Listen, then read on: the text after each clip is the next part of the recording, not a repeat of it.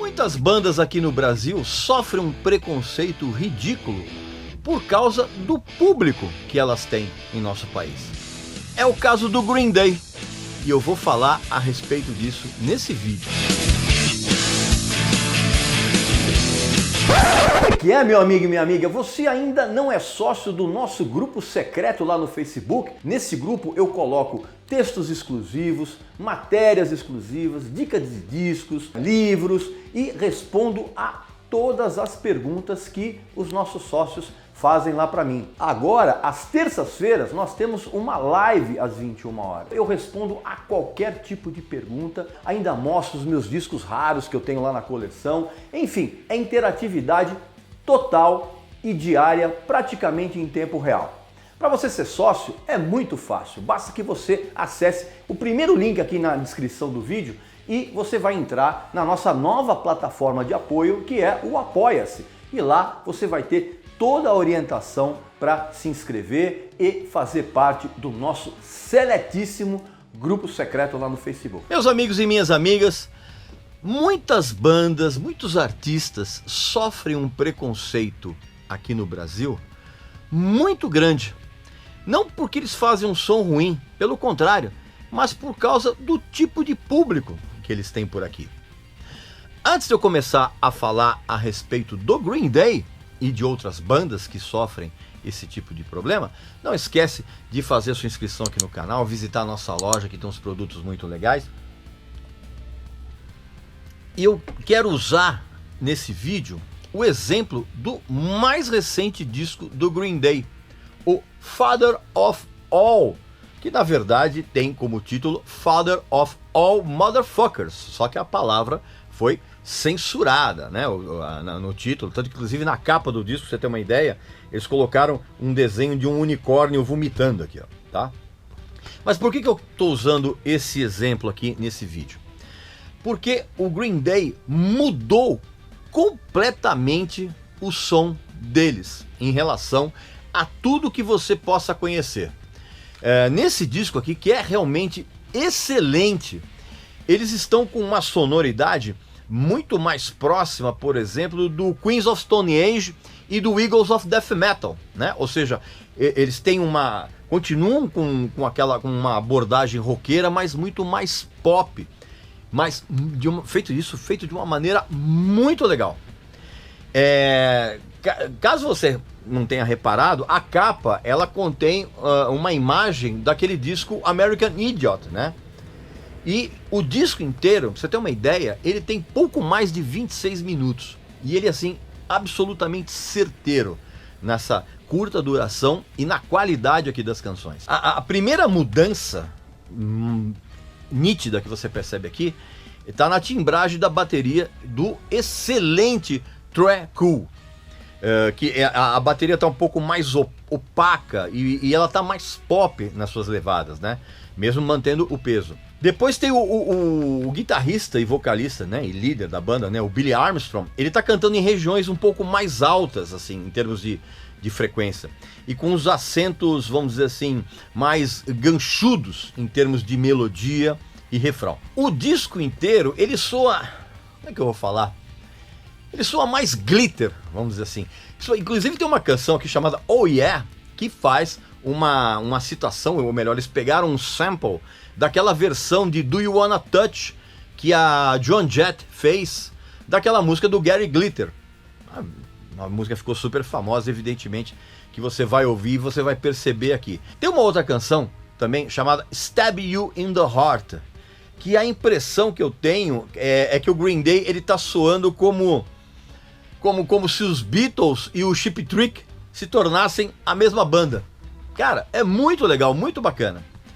E o que é o mais legal disso tudo, cara, o mais interessante, vamos dizer assim, é que eles tiveram a coragem de fazer algo totalmente impensável no bundamolismo que impera hoje no show business. Eles não demonstraram qualquer tipo de preocupação em satisfazer as expectativas em relação ao som que as pessoas esperam que a banda tenha. Eles acabaram rompendo com a discografia anterior deles, e eu vou Pode até ser que lá na frente eles voltem a fazer o som que eles faziam. Mas assim, eles positivamente, dentro da discografia, da história da discografia da banda, isso aqui vai ser um marco em termos de rompimento. Agora, eu confesso que para mim, que já acompanhou a carreira de muita gente, que sempre redirecionava as suas sonoridades ao longo dos discos, o David Bowie é o maior exemplo disso, que me vem à cabeça agora. Mas assim, eu não deixo de ficar espantado em ouvir, cara, que o Green Day vem sendo considerado como corajoso ou maluco, né? Tanto faz, dependendo do grau de afinidade que você tenha com a banda, pelo fato de ter feito esse rompimento, cara. E é curioso porque o próprio Green Day tem um histórico de mudar um pouco o som, né? Embora não tão radicalmente, ao longo da carreira. Quando eles estouraram na MTV, se eu não me engano, em 1994, com várias faixas daquele disco Duke, que é muito legal, tinha She, Basket Case, Welcome to Paradise, When I Come Around, lembra? Aqueles clipes todos. Aquele disco, na verdade, já tinha sido o resultado de uma mudança em relação aos dois discos anteriores, né? Que era o 39 Smooth, que era de 1990, e o Kerplunk, de 1991, que tinha um som muito mais tosco, vamos dizer assim.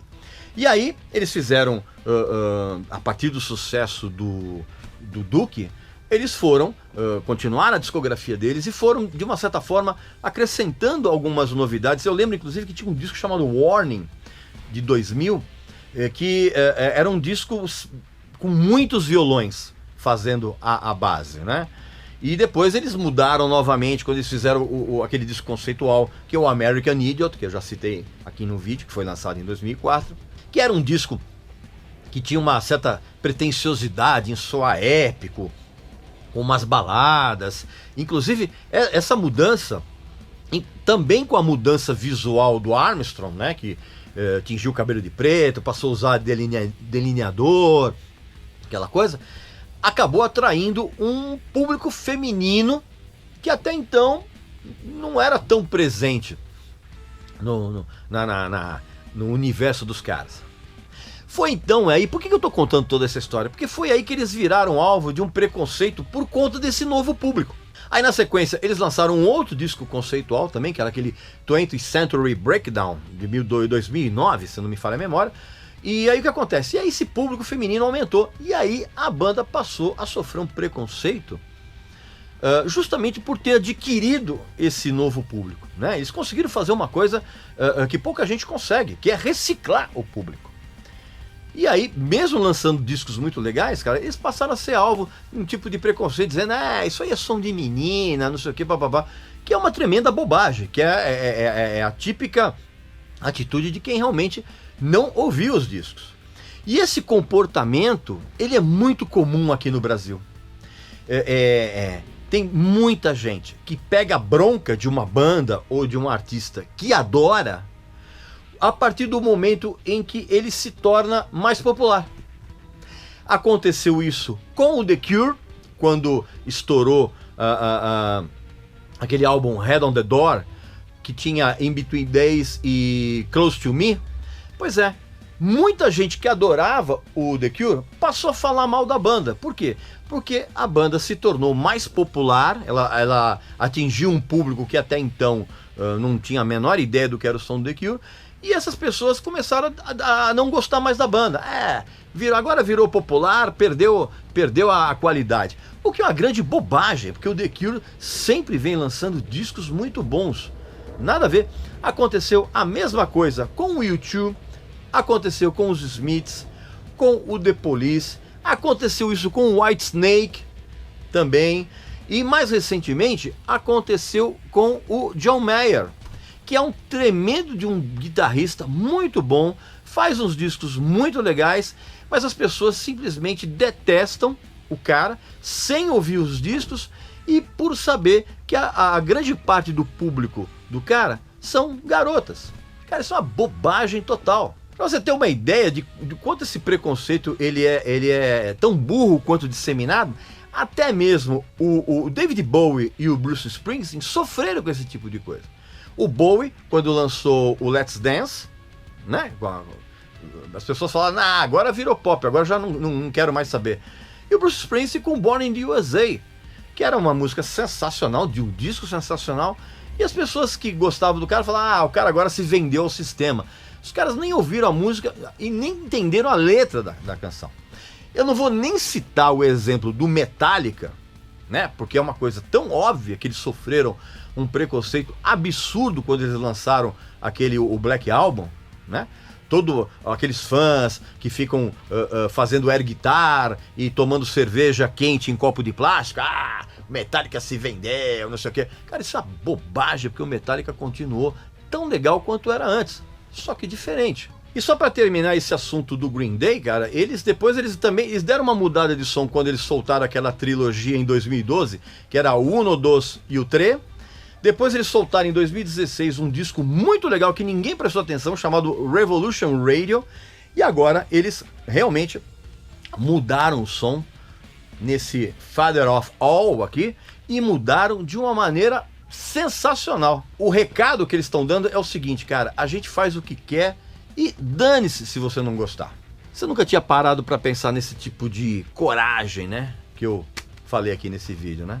Pois é, pensa nisso.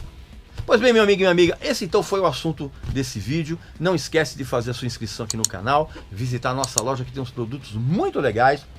E eu volto em breve com mais um vídeo bacana aqui pra vocês, tá bom? Um abração e até a próxima.